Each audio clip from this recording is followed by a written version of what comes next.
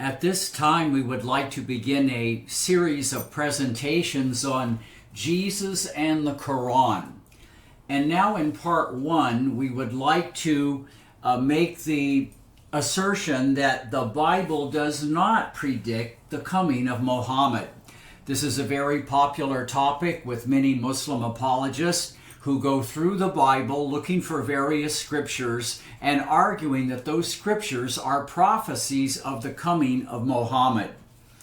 The actual point of departure for this discussion is not in the Bible, but in the Koran itself. In Surah 7, 157, we find the statement, "Who follow the apostle, the unlettered prophet, whom they shall find with them in the law and the evangel."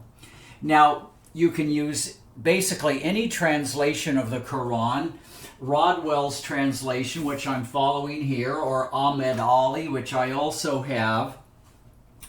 In this statement, the apostle is the prophet Muhammad, and Islam takes some pride in the idea that Muhammad was basically unlettered. That is, he was uneducated in a formal sense, in an official sense. And I believe Ahmed Ali uses the translation here, Gentile, in the sense of a Gentile who is not part of the family of God in the Bible. He's not part of the Jews. He's kind of like an unofficial follower of Yahweh.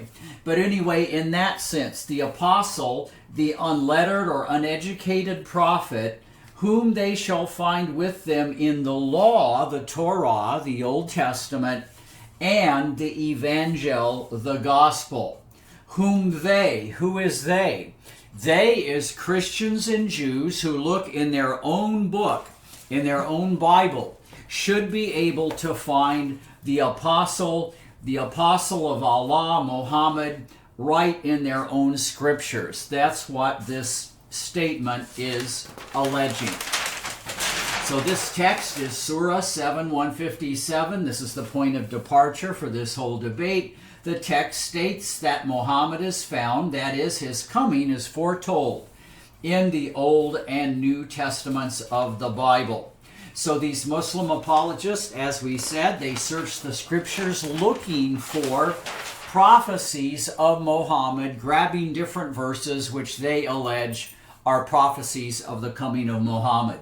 Ahmed D. Muhammad Atta Ur Ramin Ali Attai is a newer apologist who has a lot of material on YouTube and so on, and others try to find these kinds of references. Our response, first of all, is that these interpreters of Islam have the cultic characteristics of interpretation and misinterpretation that you find in the non-Christian cults of Mormonism, the Jehovah's Witnesses, Christian Science, the Unity School of Christianity, and so on.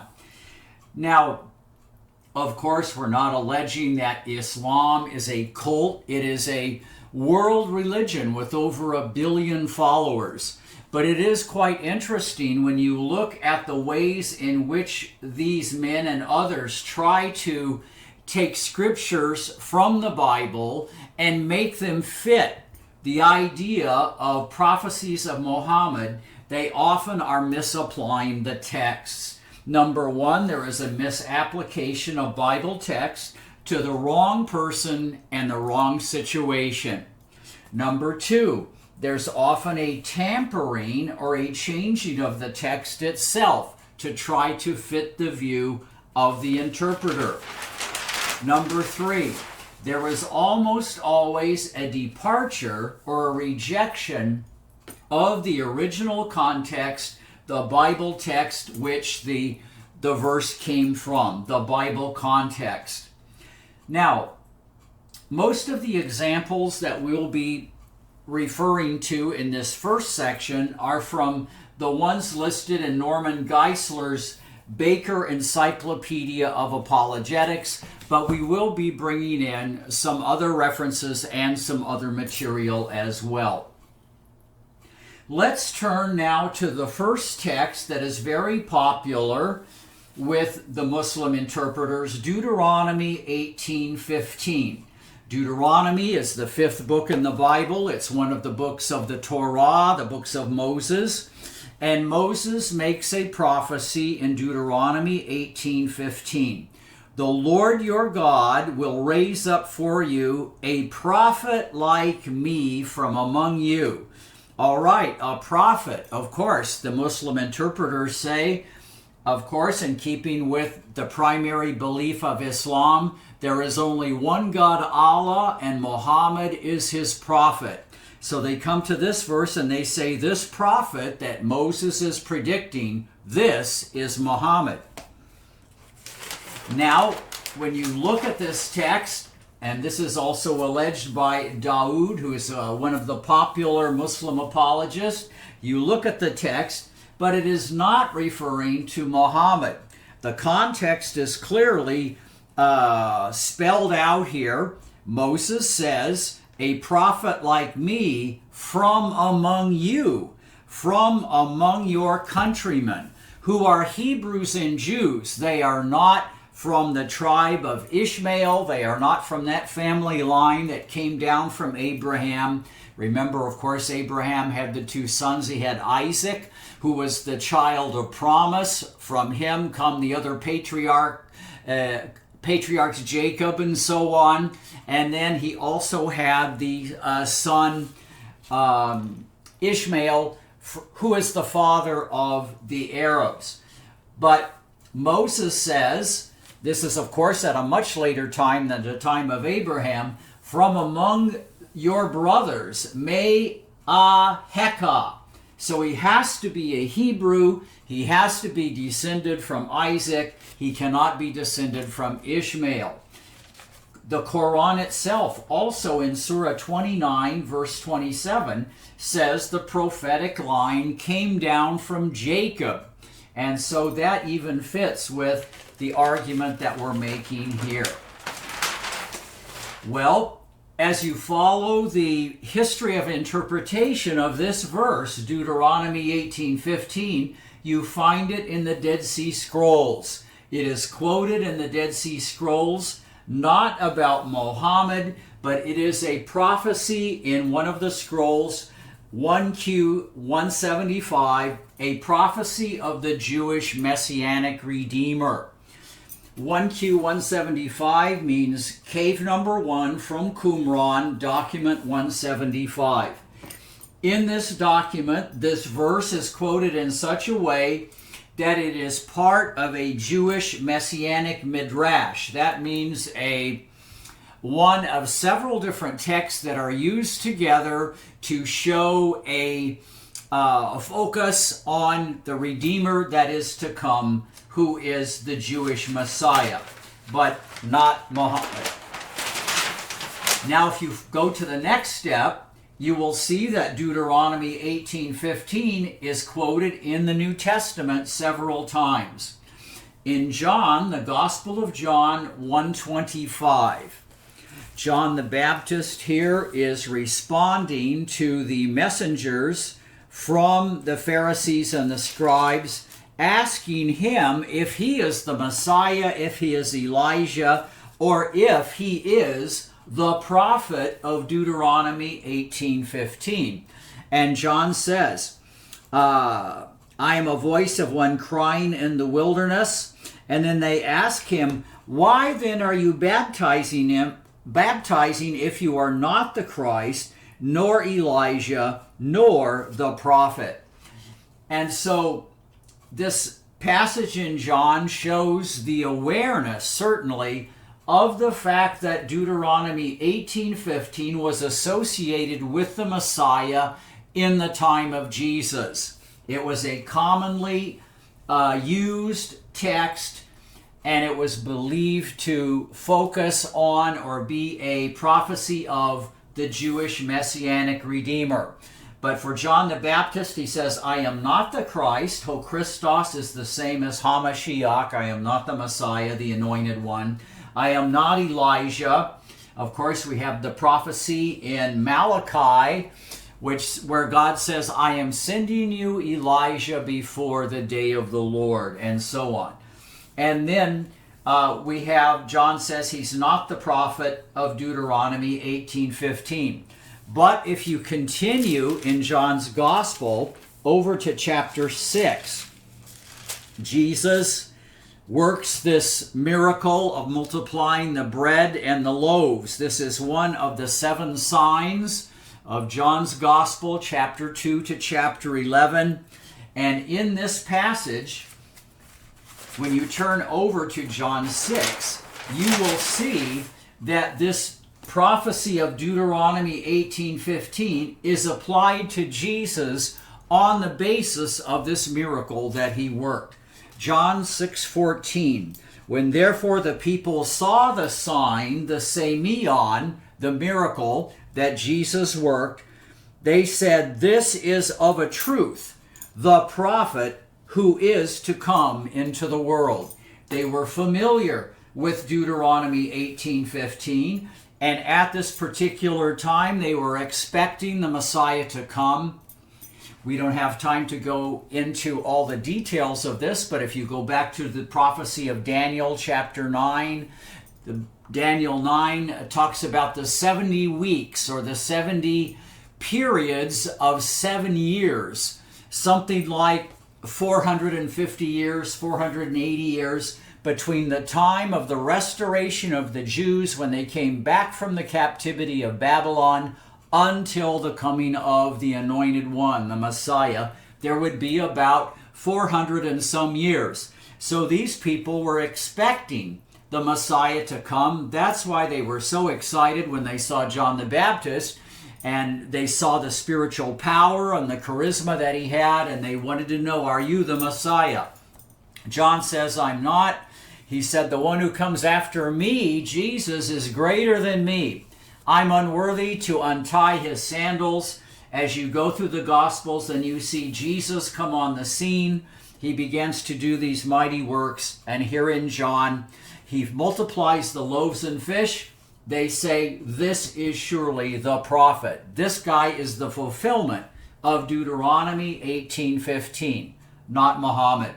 You take it another step, this same text, Deuteronomy 18:15, is quoted in Acts 3:22. Here, in this context, Peter is preaching in Jerusalem, and he says in Acts 3:22, Moses said, and then Peter quotes this same text, Deuteronomy 18:15. Moses said, the Lord God shall raise up for you a prophet like me from your brethren. To him you shall give heed in everything he says to you. And it shall be. Peter goes on and quotes the rest of the verse, or the passage, Deuteronomy 18:16. And it shall be that every soul that does not heed that prophet shall be utterly destroyed from among the people. Then Peter says, and likewise all the prophets, not just Moses, but Isaiah, here he's referring to the Old Testament prophets, all the prophets have spoken from Samuel and his successors, all through the Old Testament prophetic period, onward also announced these days. And so Peter is saying that the Old Testament prophets focused on the coming of the Messiah, who is Jesus of Nazareth. And Deuteronomy 18:15 is no exception. That's one of his main texts. So this context is another midrash. It is a combination of different scriptures which were regarded as being messianic, referring to the coming of the Messiah, which Peter and John and others in the early church are applying to Jesus on the basis of his mighty works, the miracles that he worked. Now it's interesting too in Islam that Muhammad did not claim miracles for himself, and I think that in the Koran they are not attributed to him. So he doesn't have that advantage of validating his ministry by miracles in the same way that Jesus' ministry is validated by his miracles, which were witnessed by eyewitnesses. John says, for example, at the end of his gospel, in his purpose statement, chapter 20, verse 30 and 31, many other signs besides this loaves and fish in chapter 6, many other miracles Jesus also performed, which are not written in this book, but these have been written that you may know and believe that Jesus is the Christ, the Son of God, and that believing you may have life in his name. All right, let's move ahead here. Let's look at another one. Let's look at Deuteronomy 33, verse 2. Now again, back to the book of Deuteronomy, which is attributed to Moses. It is the fifth book of the Torah, the Pentateuch. In this chapter, this is a transitional period when the leadership was shifting from Moses to Joshua. Moses has gone up to the mountain, he's getting ready to die, and so on. And in this passage, now this is the blessing with which Moses, the man of God, blessed the sons of Israel before his death. Now verse 2, 33:2.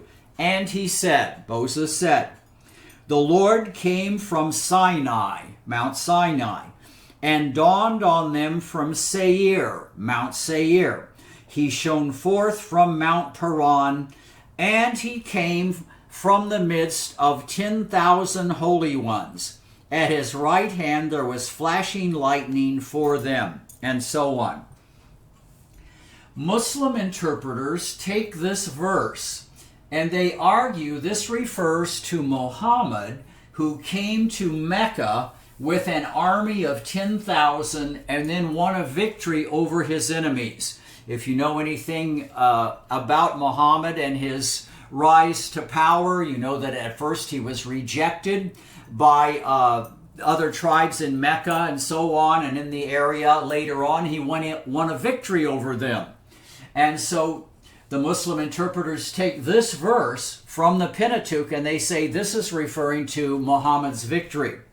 But again, you look at the context. Of course, the name Muhammad nowhere appears here. It is speaking of Yahweh, the God of Israel, who is manifesting his glory in this area of Sinai and Mount Seir and Mount Paran. The 10,000 holy ones that it's speaking here is not a Muslim army. These are the angels of God. And so Moses is talking about a theophany. He's talking about a manifestation of the glory and the power of the God of Israel in the mountains of Israel. There's no mention here of Mecca. There's no mention here of an army that is winning a victory over Muhammad's enemies, and so on. If you continue in the rest of the chapter, you see that Moses is given a blessing to each of the tribes of Israel. He says, may Reuben live and not die. Of Levi, he says, let thy Thummim and thy Urim belong to thy godly man, and so on, Benjamin and Joseph, and so on through all the 12 tribes.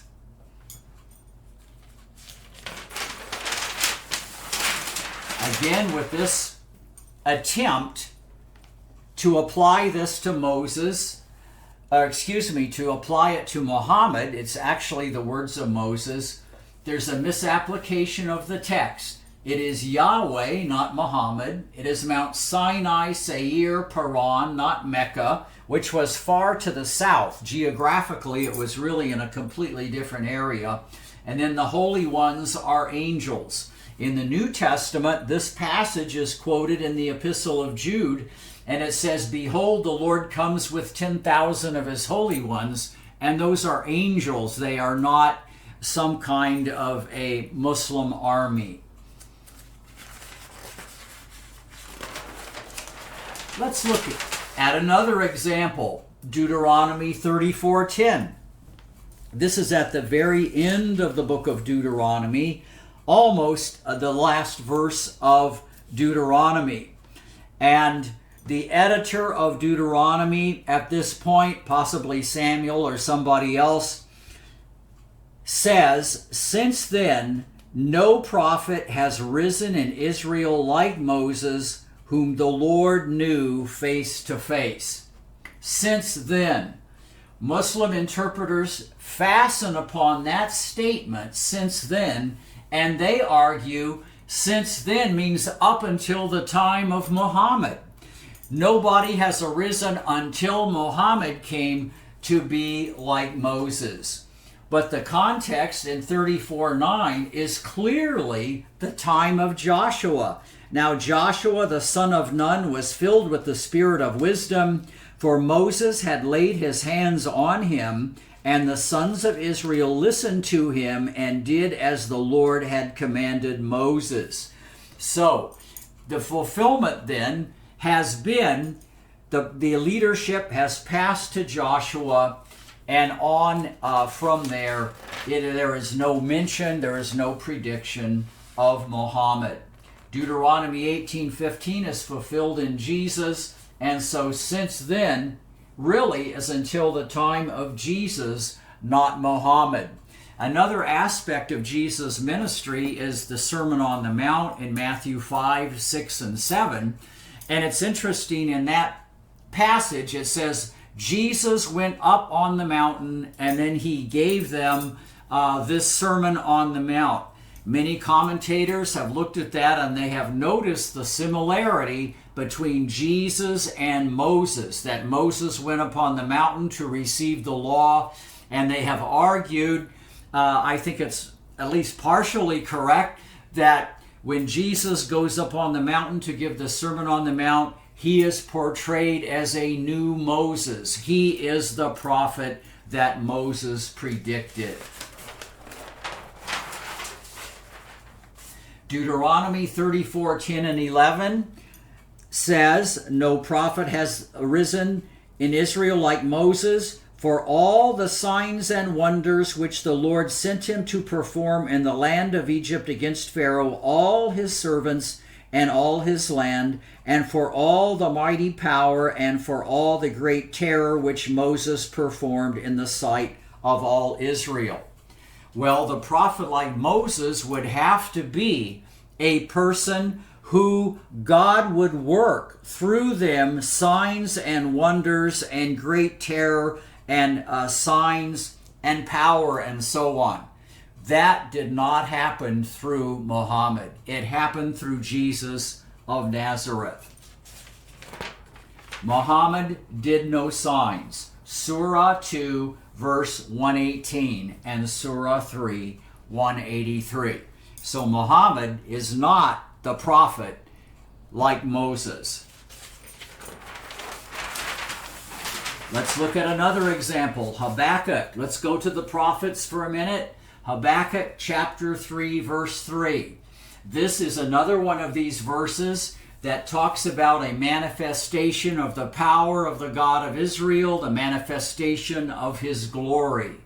God came from Teman, the Holy One from Mount Paran. Okay, there's Mount Paran mentioned again, just like Deuteronomy 33. And his praise fills the earth. The Muslim interpreters come to this and they say his praise refers to Muhammad, which can mean in Arabic, the praised one. And so they take this verse, which refers to the glory and the praise of Yahweh, the God of Israel, just like Deuteronomy 33, and they apply it to Muhammad. But of course, the context is completely different, and like Deuteronomy 33:2, Yahweh manifests his glory at Mount Paran. It is Yahweh's praise, not the praise of Muhammad, and not Muhammad as the praised one. Psalm 45. Here's one of the kind of like the Messianic Psalms or the Royal Psalms. Psalm 45, verse 3 to 5. Gird on your sword, O mighty one. The Muslims say this is Muhammad. Muhammad was a mighty warrior, a mighty general, was associated with the massacre of many of his enemies and so on, as he conquered the tribes who did not want to submit to his leadership. Muslim interpreters come to the Bible, they take this verse, they say it mentions a sword, gird on your sword, O mighty one. They apply this to Muhammad, but again the context is different. The context does not support such an interpretation.